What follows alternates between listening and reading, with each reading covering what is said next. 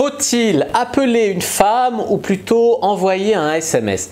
Bonjour à tous, c'est Fabrice Julien, coach et auteur, expert en séduction, et on est en droit de nos jours de se demander si il vaut mieux appeler une femme au téléphone, s'il faut l'appeler pour lui parler de vive voix, pour la séduire, mettons que vous l'avez draguée dans la rue avant, ou est-ce qu'il faut la rappeler au téléphone ou lui envoyer un SMS? Si vous lui avez parlé sur un site de rencontre, est-ce qu'il faut la continuer à draguer par SMS ou l'appeler?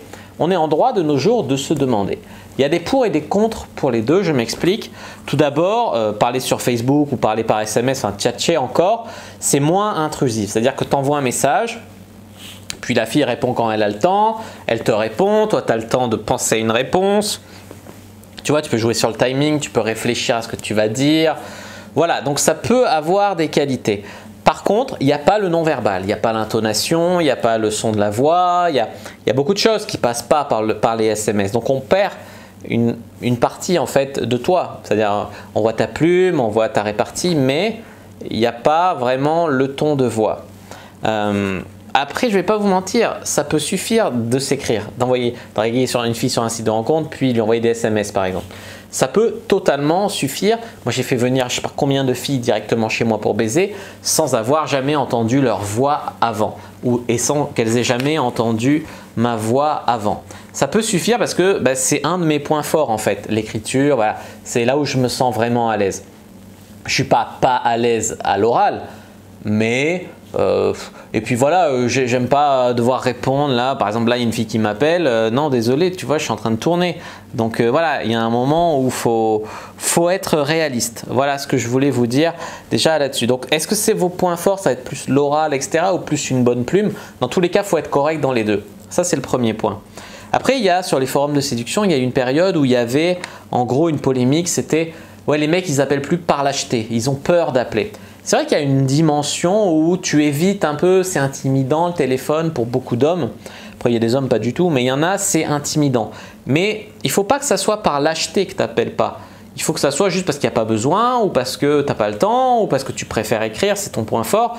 Si tu n'appelles pas les filles par lâcheté, si par exemple elle te dit « appelle-moi, je veux entendre ta voix avant de te rencontrer » et que tu ne le fais pas, ou que tu le fais, tu trembles et du coup tu passes en mode imbaisable parce que tu as une voix un peu voilà, pas virile.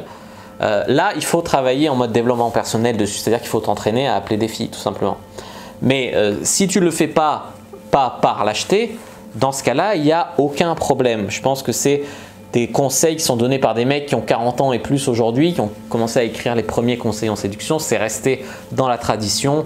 Mais c'est un peu has-been, je veux dire ma génération déjà, pourtant je fais 30 ans et encore plus les générations de filles qui ont 25, 20 ans aujourd'hui, elles ne sont pas forcément en mode appelle-moi, je veux entendre ta voix. C'est plus les femmes de 45 ans, 50 ans, voilà, là oui, ça dépend de votre âge en fait.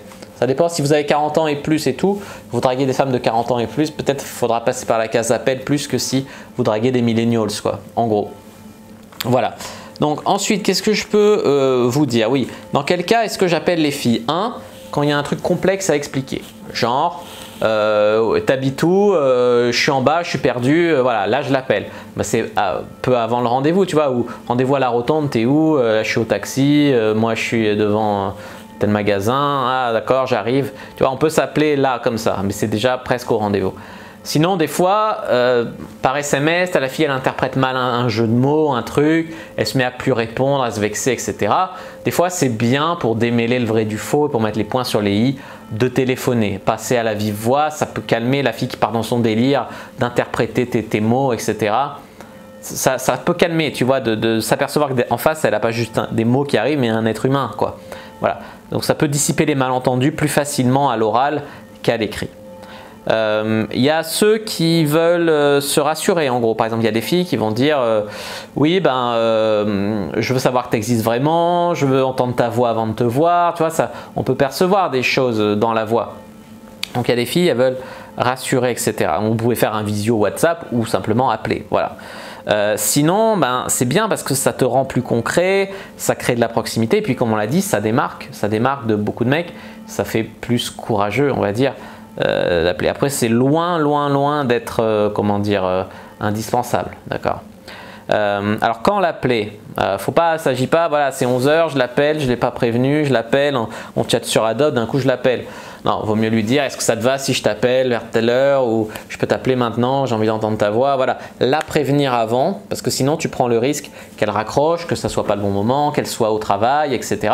Tu veux pas être l'emmerdeur à qui elle raccroche, tu vois, qui est envahissant. Tu veux pas ça, toi. Donc, c'est mieux de demander avant.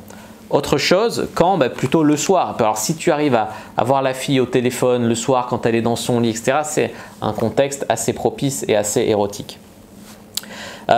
Quelques autres conseils pour bien appeler. Donc l'état d'esprit, c'est quoi?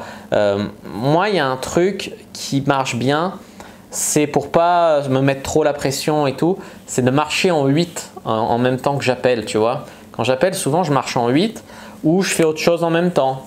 Genre, bon, pas la vaisselle parce que ça fait du bruit. Mais je sais pas, tu peux ranger, tu peux, voilà. Et ça permet, voilà, d'avoir à la fois les pensées sur ça, et de pas être trop stressé. En tout cas, moi, c'est des trucs qui m'aident.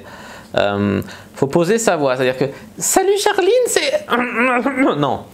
Et à un moment, même à t'échauffer un peu avant d'appeler, salut, tu parles normalement. Salut, je suis à la rotonde, j'arrive, tu vois. Tu poses ta voix. C'est les mêmes règles que la drague en réel, en fait, au niveau de la voix. Mais voilà. Après, tu peux avoir peur des blancs, tu peux avoir peur de ça. C'est vrai que c'est accentué quand c'est au téléphone. Donc, c'est bien peut-être de penser en cas de secours à 2-3 sujets de conversation par rapport à la conversation que tu as eu avant, ou alors lui faire du fluff, quoi. Tout simplement lui faire du fluff, genre ça va, tu as passé une bonne journée, voilà, lui parler de son animal et ton chat il va bien, voilà, tu mets un peu de confort s'il faut meubler, etc. Voilà. Et puis sinon aussi, on peut se faire attention aux éléments qui sont derrière, genre t'es pas toute seule, si je te dérange, je peux te rappeler plus tard. Oh tiens, j'ai entendu, c'est un drap, non? Tu viens de te glisser dans ton lit. Enfin, c'est des trucs où tu peux faire vraiment attention aux détails en arrière. Sinon, quand elle décroche, par exemple, tu peux lui dire un truc du genre « Tiens, j'imaginais pas ta voix comme ça ». Et là, elle va dire « Ah bon, t'imaginais quoi ?» etc. Puis après, tu peux enchaîner, soit en sexualisant, soit en la taquinant, etc. Donc voilà, faut-il appeler une femme? Non, il ne faut pas, mais on peut, c'est un plus. Si vous êtes à l'aise avec ça ou si vous avez envie de vous challenger, n'hésitez pas à le faire. Maintenant, moi, la plupart du temps, j'en ai pas besoin de le faire. Quand il faut le faire, je le fais. Voilà, en gros, c'est des conseils pour le faire proprement. Après, allez voir les conseils sur les sujets de conversation, les conseils pour poser sa voix, etc. Si vous voulez plus approfondir ça. Mais voilà, en gros, pour appeler une femme. J'espère que cette vidéo vous a plu. Si c'est le cas, n'hésitez pas à mettre un like sous la vidéo, à commenter s'il reste des questions, je répondrai avec grand plaisir. À vous abonner à la chaîne, activer la cloche pour ne pas rater les prochaines vidéos. À me suivre sur les réseaux sociaux, Instagram, Twitter, Facebook, etc. Rejoindre le groupe privé, la communauté de la Cyprine. Dans la description de la vidéo, vous trouverez le lien. Et aussi un lien pour télécharger un guide gratuit de séduction sur comment mettre une fille dans votre lit en 7 jours. Le lien est dans la description de la vidéo. Moi, je vous dis à bientôt et que le dieu de la séduction soit avec vous.